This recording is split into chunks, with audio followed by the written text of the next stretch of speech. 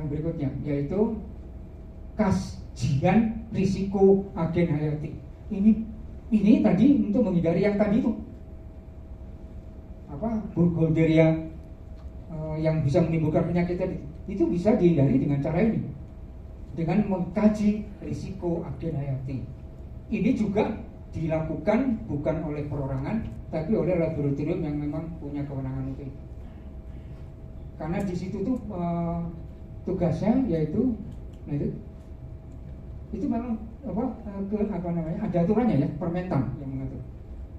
Ya ini pentahapan kajian risiko lingkungan, formulasi masalah, identifikasi bahaya, kajian pelepasannya, kajian pendedahan, kajian akibat atau kajian respon dosis, evaluasi risiko, dan karakterisasi risiko. Ini laboratorium tertentu yang bertugas, bisa perguruan tinggi. Lab kita nanti yang ditingkatkan akan bisa melakukan kajian risiko ini. Seharusnya ini yang bekerja lebih dulu. Kalau ini sudah bekerja, langsung ke lab. Lab berikutnya adalah menghasilkan pengujian terbatas. Setelah itu dari lab ini akan menghasilkan isolat baru masuk ke PPAH. Lanjut. Nanti bisa dibaca saja ya. Lanjut terus saja. Oke, terus saja. Tidak ada ujiannya kok. Tidak ada ujian. Lanjut. Nanti aja ya. Lanjut. Berikutnya ini. Nah, bagaimana mereka bisa berhubungan? Agen hayati, pengendalian hayati, dan PHT. Coba kita lihat dari aspek PHT sekarang. Agen hayati itu adalah bahannya pengendalian hayati. Pengendalian hayati itu adalah salah satu taktik PHT. Nah, yang kita bicarakan selama ini tidak pernah nyambung antara PPAH dengan pengendalian hayati. Tidak pernah nyambung. Budal sendiri-sendiri dah dianggap itu sesuatu yang terpisah. Padahal itu satu bagian, namanya taktik PHT.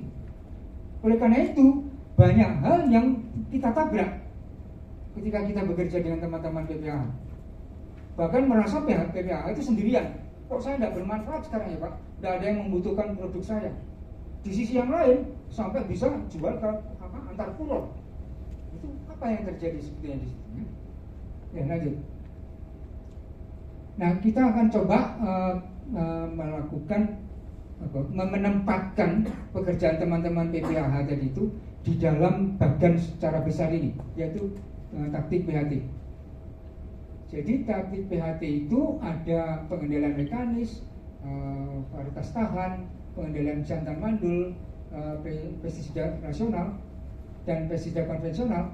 Yang kita akan buka sekarang, kita dalami adalah taktik pengendalian hayati. Ternyata taktik pengendalian hayati itu ruang lingkupnya ada 4. Ya, ada 4 ruang lingkupnya pengendalian hayati. Yang pertama adalah pengendalian hayati klasik. Apa pengendalian hayati klasik? Yaitu pengendalian hayati yang import musuh alami dari luar. Itu pengendalian hayati. Dan itu jarang kita lakukan dalam keseharian kita. Karena apa? Biayanya sangat mahal. Dan itu pada umumnya kita lakukan untuk hama-hama invasif, hama-hama pendatang yang betul-betul memang tidak ada tidak ada musuh alaminya. Contohnya waktu itu adalah ledakan hama kakao, hama lamtoro yang terbawa masuk dengan lamtoro gung dari Filipina menuju ke Indonesia. Tujuannya untuk tanam pakan ternak lamtoro gungnya. Ternyata lewat lamtoro gung diboncengi hamanya lamtoro gung, namanya kutu loncat. Sampai di Indonesia, kutu loncat ini sifatnya polifagus, ternyata juga menghancurkan lamtoro lokal. Hancur itu tanaman pertanian kita. Kenapa tanaman pertanian kita hancur? Ketika ada hama kutu loncat dari Filipina yang memakan lamtoro lokal. Kenapa? Ada yang tahu? Terkait dengan? Musaliminya tidak ada di Indonesia. Ya, memang itu. Nah, terkait dengan apa sebenarnya kerugian yang ditimbulkan oleh kehadiran kutu loncat ini? Kok lamtoronya kena, kok kita punya tanaman kita hancur? komprehensif. Pak, saya kan tanaman pangan, Pak, nggak ngerti. Itu kan di tanaman perkebunan. Semua tanaman perkebunan yang asalnya dari daerah tropis, hutan hujan, itu harus ditanam dengan naungan. Kalau naungannya dihancurkan kutu loncat, tanamannya hancur. Siapa itu? Antara lain kakao, hancur. Karena terbuka akhirnya. Kopi, hancur. Teh, apa lagi? Dan lain-lain. Hancur. Gara-gara itu. Nah, itu akhirnya didatangkanlah musuh alami kutu loncat tadi itu dari tetangganya Hawaii. Dari Hawaii didatangkan. Berhasil. Pertanyaannya sekarang, mengapa Pak itu tidak diperlukan untuk menangani hama ulat geraya? Kenapa kok tidak perlu?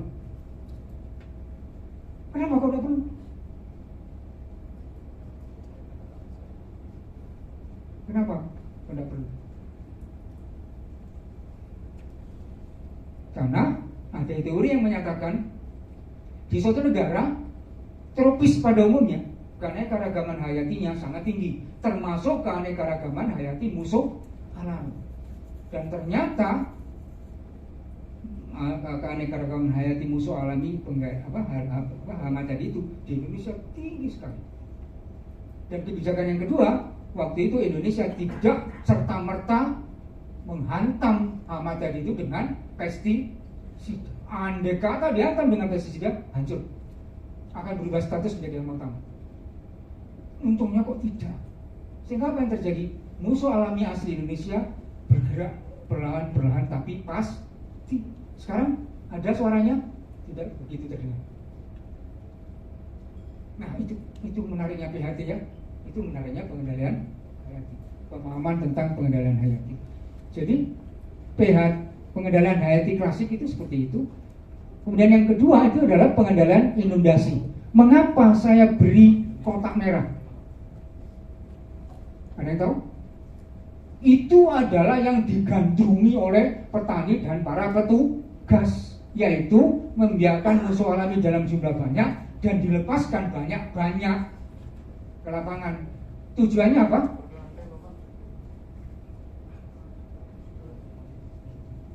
Tujuannya apa? Kalau kita menggunakan inundasi, pelepasan inundasi, tujuannya apa? Sama dengan aplikasi. Iyalah, kata lain, hanya bahannya adalah musuh alami. Cara berpikirnya pestisida. Rusak kalau sudah seperti itu. Ya, seharusnya inundasi apa penting? Pak, ya penting juga. Tapi jangan terlalu mengandalkan hal itu, karena pasti kecewa kita. Ya, yang ketiga adalah PHT inokulasi, pengendalian hayati inokulasi. Itu maksudnya apa? Mirip dengan inundasi. Kalau inundasi itu seperti pestisida, lepas mati semua, selesai. Kalau nanti hidup lagi, lepas lagi. Kalau inokulasi tidak, lepas, harapannya dia bisa mapan di suatu tempat. Seperti yang ini, yang kita datangkan dari Hawaii tadi itu. Pelihara dalam jumlah banyak, lepas, harapannya dia akan generasi kedua, ketiga dan seterusnya jadi itu yang bekerja, bisa mengatur populasi. Itu yang ketiga. Nah, yang justru tidak pernah sampai kepada petani kalau kita tidak menghubungkan PPH dengan pengendalian hayati adalah yang keempat, pengendalian hayati konservasi. Justru dari pandangan PHT, pengendalian konservasi ini sangat amat mendapatkan perhatian. Karena hanya dengan cara inilah kita bisa menyelesaikan akar masalah OPT. Ya, gitu ya. Jadi ya inilah, dengan permintaan ini terpaksa saya gunakan juga untuk mengkritik kita sendiri. Ya inilah kita. Jadi selama ini kita hanya pokoknya kan PPAH Pak. PPAH itu tidak pengendalian hayati. Apa itu pengendalian hayati Pak? Kaitannya dengan ini. Itu kan berjalan sendiri-sendiri. Bukan, ini payungnya seperti ini. Ya. Lanjut. Dalam pandangan PHT, taktik pengendalian hayati yang mendapat perhatian lebih besar itu adalah pengendalian hayati konservasi, yaitu modifikasi lingkungan atau praktek yang ada, modifikasi praktek yang ada atau lingkungan untuk melindungi dan meningkatkan peran musuh alami guna mengurangi pengaruh hama. Konservasi ditujukan kepada musuh alami asli yang ada di lapangan itu. Yang selama ini kita anggap lapangan itu steril dari peran musuh alami. Akibatnya apa? Seenaknya sendiri kita memakai pestisida. Padahal begitu kita mengelola aplikasi pestisida dengan baik dan benar dan melakukan konservasi, akan hidup dengan sendirinya musuh alami di lapangan. Akan bangkit lagi. Ya, lanjut. Nah, mengapa bukan inundasi atau inokulasi seperti yang biasa dipahami oleh sebagian besar petani selama ini? Ini dasar pertimbangan yang pertama adalah karena salah kaprah lagi, yaitu menyamakan pengaruh pengendalian hayati dengan pengaruh pengendalian kimia. Nggak bisa disamakan. Nggak bisa disamakan. Seharusnya lebih baik dibanding kimia. Kalau kimia sekali pakai, kalau ini sustainable mestinya. Ya. Pengendalian kimia merupakan faktor pembasmi, sementara agen hayati bukan sebagai faktor pembasmi. Bukan. Dia pengertian. Mengapa pengertian? Karena antara hama dengan musuh alami itu ada hubungan makan-memakan. Yang satu memberi makan, yang satu yang makan. Tidak akan pernah terjadi yang makan memusnahkan yang dimakan. Pernah terjadi? Konyol. Tidak mau mereka. Sehingga dia mengatur alam itu. Parasitu itu terutama yang parasitu yang predator. Dia akan mengatur. Tidak pernah menghabiskan. Agen hayati adalah bekerja tergantung target. Pada dasarnya bekerja mengatur pada populasi hama. Itulah dengan kita melakukan konservasi, hidup kembang lagi yang mengatur tadi. Suatu ketika nanti bertani, jaminannya akan semakin enak, semakin mengenakan. Lanjut. Pertimbangan yang kedua, dalam pandangan PHT tidak ada pendekatan tunggal untuk menyelesaikan masalah OPT. Artinya hanya bergantung pada satu-satunya cara, yaitu pestisida atau agen hayati, tidak dapat memecahkan akar masalah. Tidak pernah bisa. Camkan itu, jangan pernah terjadi. Ya. Bahkan tambah hancur kalau kita bergantung pada satu-satunya cara. Harusnya bersama-sama mereka. Nah, kalau bersama-sama bagaimana, Pak? Oh, banyak hal yang dikerjakan. Jangan berpikir banyaknya yang harus dikerjakan, tapi bagaimana cara mengerjakannya. Titikkan saja pada setiap tahapan budi. Nah, pekerjaan petani mulai dari apa? Dari pratanam melakukan apa? Kerjakan aja, titik-titik aja di situ semua. Selesai. Ya, nah, tinggal petugasnya ini mendampingi mereka untuk meracuni cara berpikirnya. Bagaimana? Ya, lanjut. Nah, ini kelebihan-kelebihan dari pengendalian hayati kalau kita bandingkan dengan pengendalian kimia. Yang pertama adalah pengendalian hayati bersifat selektif. Itu bedanya dengan kimia. Kalau kimia, asalkan yang hidup, namanya binatang, mati. Hamanya kena, musuh alaminya. Kalau ini tidak, spesifik, selektif. Yang kedua, faktor pengendali yang digunakan tersedia di lapangan. Mencari bisa. Ya. Lanjut, dan itu akan murah. Bandingkan aja dengan hasil apa? Tambang. Makin lama pestisida bukan semakin murah, semakin mahal. Parasitit atau predator mencari sendiri mangsanya karena dia makhluk hidup. Searching capacity dia mencari sendiri. Kalau pestisida nggak bisa dicarikan tempatnya. Gimana? Dikelomoi, dibasahi tanamannya tuh agar supaya tanpa kecuali setiap tempat kalau tersenggol oleh hama mati. Kalau petani itu kalau nyemprot itu kalau nggak kelomoh nggak enak, ya kan? Kalau nggak basah nggak enak. Daripada begitu Pak, cabut satu persatu, celup pestisida, tanam kembali, aman itu. Tanpa kecuali semuanya mengandung tanam-tanam. Parasitit dan predator merupakan pengendali yang bisa berjalan dengan sendirinya. Self-perpetuating. Lanjut. Tidak menimbulkan resistensi terhadap serangga inang dan mangsa. Kalau toh iya, itu tentang makhluk hidup dan biasanya itu berjalan sangat lambat, terutama terjadinya enkapsulasi. Jadi hama diteluri parasitit telurnya tidak bisa berkembang karena apa? Hama menimbulkan peristiwa resistensi dengan mengkapsul telur tadi itu, tidak bisa menetas. nggak bisa bernafas.